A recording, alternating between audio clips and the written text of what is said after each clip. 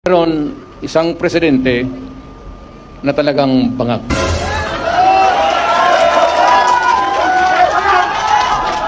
Hindi naman buang, pero yung bisyo ng droga, long term yan. Maging ulol si Marcos. Kung maybe constant use of heroin, aabot pa siguro siya ng 80. Pero pagdating sa panahon na yan, hindi na siya gumagalaw. Either nakatindig lang yan sa kwarto niya o natutulog. Ganito na lang. Marami tayong problema. I think the Marcos government has fallen short of the expectations.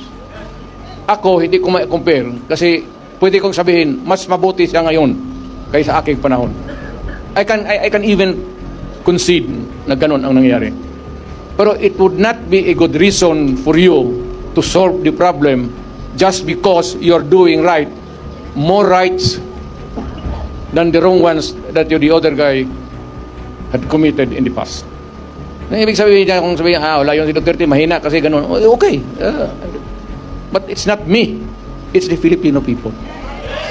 Ang tignan mo ang Pilipino, huwag kang magturo dyan sa mga kalaban mo, kagaya ko, kasi ako, hindi na ako kandidato.